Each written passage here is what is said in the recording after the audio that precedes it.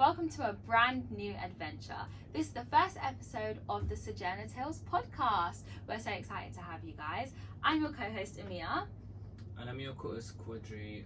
We're thrilled to bring this exciting podcast to you. It's going to kind of share the experience of sojourners, travelers, solo travelers, and also give tips and advice on how they've been able to adjust to different culture shock. On today's episode, me and Quadri are the guests. Obviously, it's our first episode, so it's only right that you guys get to know us a bit better. So listen in, we're going to tell you some interesting facts, Definitely. some cool stories, and enjoy it. I'm a sojourner basically, so I go into the UK in 2019, and it's been a different experience, to be honest, compared to how Nigeria is, because I'm from Nigeria, Ibadan to be precise. Living in another country, culture shock was crazy. I mean, I can tell you one story that literally happened. Go on, I want to hear well, it. whenever I tell my friends the story, they just laugh at me.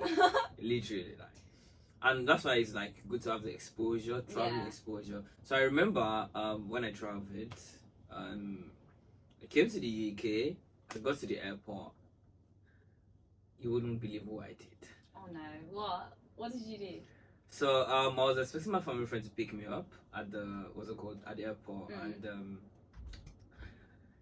I got off this immigration, I got off the security. Then normally you're meant to collect your baggage and all of that, right? I walked past the baggage collection and I went out. Oh my god. And I saw my family friend waiting for me. So she was so happy. I was like, we made our pleasantries and everything like that. And then she goes, "Where's your bag?" So I said to her, "Oh, they will bring it for me." And she said, "They will bring your bag for you?" I was like, yeah, they'll bring it out. She was like, "As in, who is bringing your bag?" I'm like, yeah. So in my head, I literally thought they will bring my bag out. So you thought you were royalty over here? No, it's not like that over here. I'm not even royalty back in here. No, people are cold. You have to get your own bags over here. So obviously, even in Nigeria, I really use the domestic flights and all of that, to be honest. But I had to go back all the way. We had to go all the way back, then so call the security guys to be able to get me inside all the way to go and clean my bag and stuff like that. My bag was already there, rolling and rolling and rolling. Oh, it was just dramatic. God. That was the first thing that happened. Then we're trying to go to use the underground train station. So she tapped her card and she passed and moved, and then she was going. And I brought out my Nigerian bank card and I tried to tap. And it was it was just making that sound tap. I'm like, what is going on here? And she was like, no, I should have waited for her. She was gonna give me the card to tap. Wow. Facts. That's My first day in the UK, sad.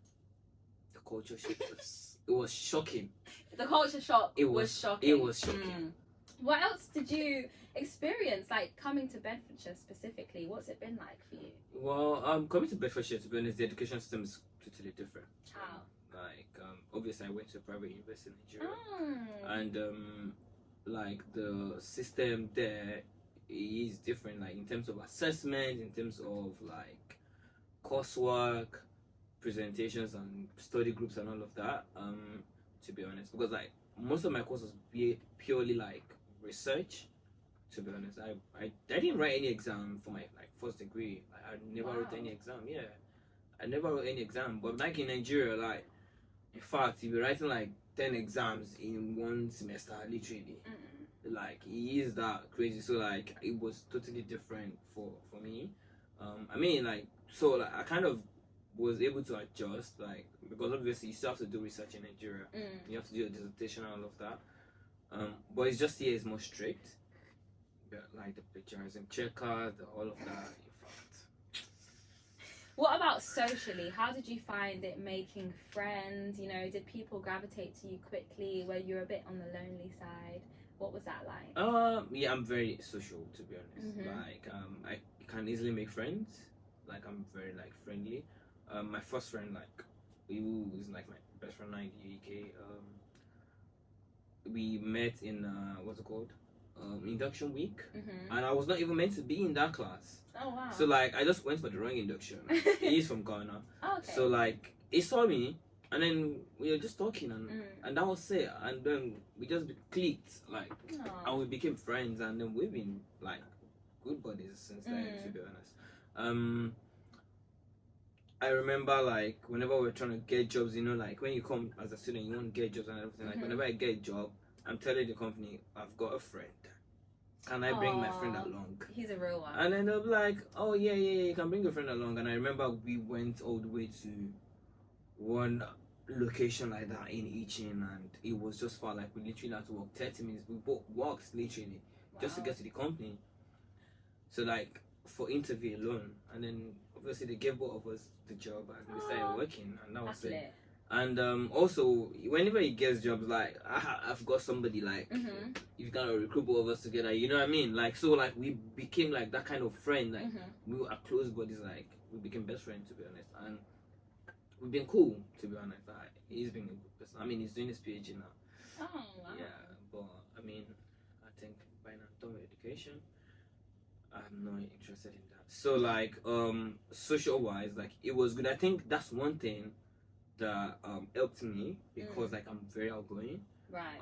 So when I go into the UK, I was not really like indoors, like, do you know what I mean? Like that kind of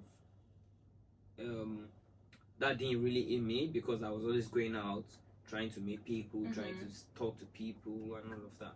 And I think another culture shock. Oh my god, this I would not forget. I was going to the town. I was staying with my family friend, because when I go back, I was staying with my family friend. So I was going to town, and I took the bus. I mean, Nigeria. When you're entering the bus, you greet the elderly. Good morning, sir. Good morning, ma. You know what I mean? A caro, castle, and all of that. And all of a sudden, I saw the elderly people coming in. I was greeting. Nobody was answering me. I was greeting. Nobody was answering me. In my head, I was like, I looked around. Okay, are they been, you know what I mean? Like, but obviously because I didn't understand. Yeah. So I felt some type of way. Yeah. But at the end of the day, I got home. So I told my family friend about it. I'm like, is this how people do in this country? I was like, what do you mean? I said, people were entering. I was greeting everybody. Nobody even answered me. Both the black and the white. Nobody responded. Oh no, not the blacks as well. Literally, nobody responded. That's the thing about black people, guys. My friends don't understand. When I see black people on the street, we just have to smile at each other because we just get it. But I'm very surprised that they treated you like that. That's nobody. Everyone just like entering, and I'm like, they're like, what's your business? Like, everybody is minding their business. Like, they want to go to where they are going. Yeah. They're not even thinking about you. Like, so I got to understand that that's how the culture is. Very individualistic.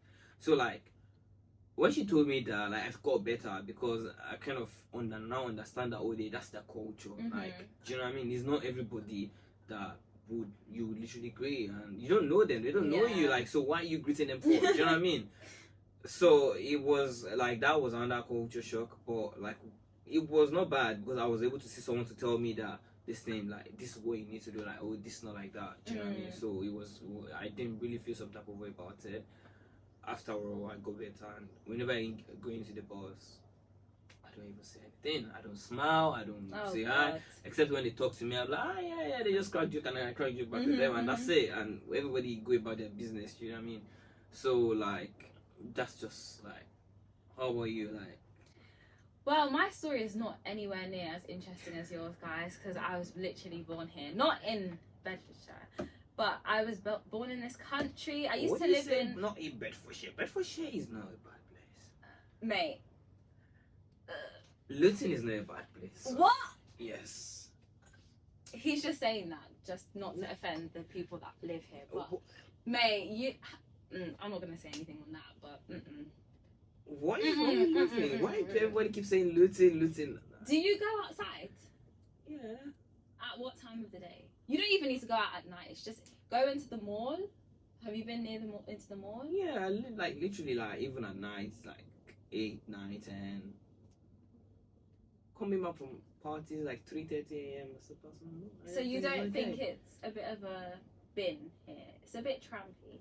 No, I don't think so. That's a lie. That is literally a lie.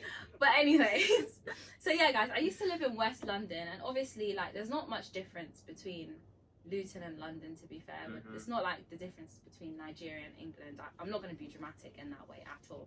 But obviously, it's a bit of a change moving from just the jump from high school to university in general. It's just a massive jump. And then having to do it away from my hometown as well, that was kind of hard for me to adjust to. But I'm quite a positive person, so on the bright side, I was like, okay, I get to meet some new people. And again, like Quadri, I'm quite like social. I want to speak to everyone.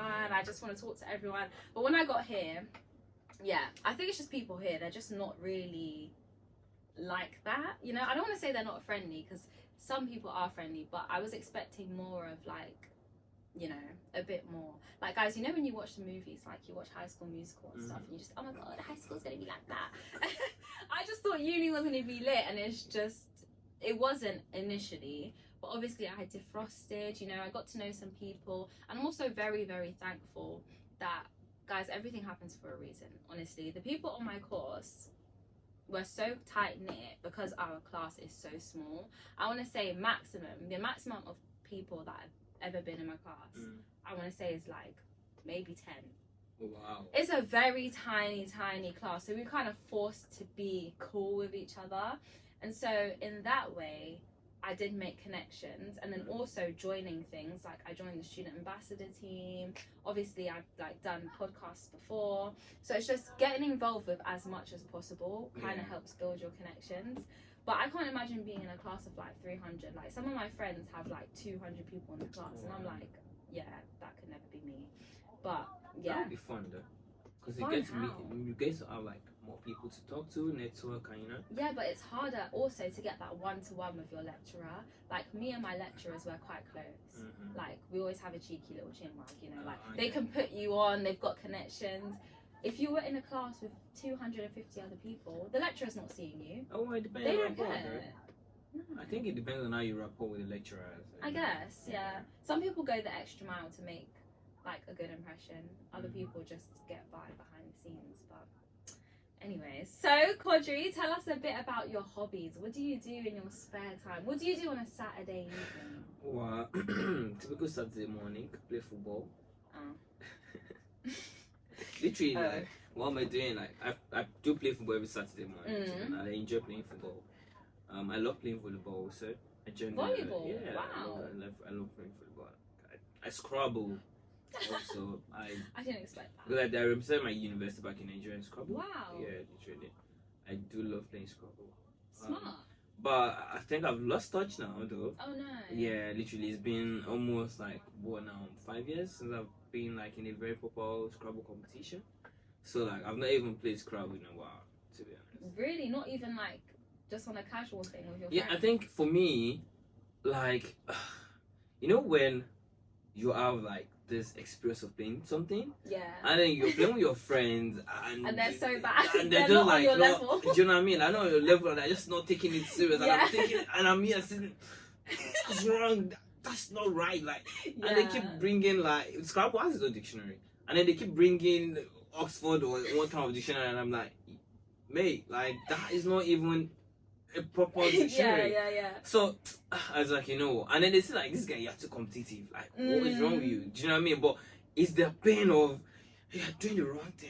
Guys, if anyone out there is good at Scrabble, please come play with well, Quadri, because he actually needs someone that's as good as him. I've lost touch now. Oh. Literally. But it doesn't mean I'm a passive or walkover. I'll still get hold of you. Yeah. Yeah. So Still have like Scrabble, volleyball, football. Yeah, definitely. Is that it? Mostly, yeah, that's it. And to be honest, like once in a while, kind of host parties. Oh wow! Yeah, I do like club parties and all of that here and there. Wow. So like, how do you get the crowd hyped? Like, what are some of your go-to phrases? So I mean, to be honest, like because I'm very social, I can like engage with people and all of that. So more for me is about interaction and approach and how you tell people about it. But I'm the walk from the outside kind of person. Oh. Like, let's do the whole He's the behind the scenes. But exactly, behind the scenes person. Like when it comes to the day of the party, I'm not the, you know, Right, I've got a partner that I do that with, and so he's the DJ, the hype man. You know what I mean? So he's in charge of that aspect. Right. But left for me, just ensure operations are going on right. We've gone settle everything like we need to do. Like people have gained tickets and promotion is going on right. Basically. Okay. Wow. Yeah. So I do that. I enjoy that, to be honest. Yeah. It's fun. It's fun. I've got one coming up in Birmingham soon. Birmingham. So you do a lot of traveling for that as well. Yeah, literally. Wow. Yeah. I guess all of this has kind of like fueled your inspiration behind this podcast because you've seen so much and you've done so much. And I want people to also share their experience because like people can learn from that. Yeah. Because I was a student union president for University of Bedfordshire for like 2 years. So like during my time as a student union president, like I was able to get hands-on experience about how students actually feel, like their experience, like what they don't know, and when they find out or figure it out, their life just becomes much better. Yeah. So like for me, it's just like I just want to draw that awareness, like let people that have traveled, people that have experienced this, like to come on the show, talk about what they've gone through, and then give advice on what to do and what not to do, and then how to acclimatize or adjust like different culture. And it's just not just in the UK, to be honest, because I remember when I went to Grace, it was actually a different culture in Greece, to be honest. Yeah. Do you know what I mean? So like how are you able to adjust to different cultures when you travel? Like I think important thing is just know the rules of every country you travel to, like, definitely. so you don't get yourself in trouble. To be honest, you don't want to be paying fines for like doing certain things. For you know what I mean? And we'll be getting like interesting people on the podcast. Like you should watch out. We're gonna hear some interesting stories, very guys. interesting stories from great people, actually. Great people, amazing. I'm people. excited. I want to do a lot of traveling when I'm older because I just feel like, why am I staying in one country my whole life? Like, there's a whole planet, there's a whole globe. So I want to do as much as I can. Last year, I went on my first, I wouldn't say solo because I wasn't alone, but my first trip without my parents with my very, very good high school friend. And we went to Barcelona, and I literally fell in love with it. I could imagine myself living there. It was so nice. I know a lot of people are weary about going to Spain, especially black people, because some of them are racist. So that was in the back of my mind. But I think because we were in like the city centre, it wasn't like I didn't experience that at all. I think maybe when you get more into the rural countryside, that's when the racism comes out. But yeah, it was beautiful. It was amazing. The culture, the people, everyone there is so friendly. And I'm a person, like we literally discussed, we're very, very friendly people. So when people reciprocate that energy, we're automatically best friends. So everyone I met there was so lovely, so sweet. There were a lot of Australians there, weirdly enough. I know, a lot of Australians, met a couple Americans, a few Londoners. Yeah, so I feel like, everyone's trying to travel. You know something about traveling is every country you travel to, you just want to live there. Yeah. Do you know what I mean? Like, every country you go to, it's like, in fact, when I go to Greece, I'm like, this is beautiful. Greece. This is lovely. It looks beautiful. I think, I can move to Greece, I can live. But by the time you go to another country, you're like, I can see myself here. This is much better. Yeah. Do you know what I mean? Like, I think I would be in this. I think I would rather this. Do you know what I mean? Like, so like, there's so much beauty to explore. Yeah. You just need to like tap into that your exploration, Yeah. and then just give it a go. But I think I'm scared of solo trips though. Why? I think because I'm a group person. Like I like to do things in group. Okay. So like doing a solo trip is just like scary, and I feel like I think I would just go and like I'm coming back the next day. Do you know what I mean? Yeah, I get what you mean. But I feel like, I don't know, maybe when you have to dip your feet into the pool one day, you just have to. You have to. Because if you always depend on people, you're never going to live life to the fullest. You were born alone. True. And unfortunately, your friends aren't going to be in your casket with you when you die. So you're going to have to do things by yourself. And I also feel like there's so much less hassle being alone, because you know, with like a group of Yeah. friends, you have to plan. This one wants to do this. This one wants to do this. Guys, you have to like micromanage what everyone's doing. With you on your own, you just do what you want. Of You only course. have to focus on one body, one mind, one soul, one spirit, one bank account. But I do get what you mean. It is a bit scary though, especially like personally. For me, like as a female, the world is just a scary place in general. So I do get what he means about solo traveling, because I don't know if I would yet. I don't know. I don't know. Just Well, you just said just put yourself your leg in the pool, so you yeah. probably should. No, I was saying that to you. Me, I don't know. I'm just gonna stay on the side. But you have fun. You have fun. I don't know. To be honest, I've been thinking about it, but my mind is just not, not letting me do it, because I'm just like, if I go there, what am I like gonna be doing? I'm just gonna, I mean, like, Talking to yourself. do you know what I mean? Like, in as much as I know that I'm very social, like, Right. I can talk to people, I can approach people. It's just like, this is another country. Like, I don't know people there. I don't understand. At the end of the day, it's not as if I know the people that I make connections with. I just go for it, right? We'll see what happens before the end of the year. Hopefully, I will keep you guys posted if I do end up going on a solo trip. Definitely, because you can't host a podcast about traveling and this guy's scared to go on his own. Like, come on, that's not a great example. But definitely, we'll keep you posted for sure. Lastly, we want to hear from you guys, obviously. So connect with us on the hashtag Sojourner Tales podcast. Also, you can follow us on our Instagram at Sojourner Tales Pod, and also our TikTok account on Sojourner Tales Pod. We're also on YouTube at Sojourner Tales Podcast. And don't forget to follow Radio Lab at 97.1 FM. And also, don't forget to use hashtag MySTPStories. We shall share your stories. Feel free to reach out to us if you want to come on board to tell your stories, and we'll be sure to invite you over.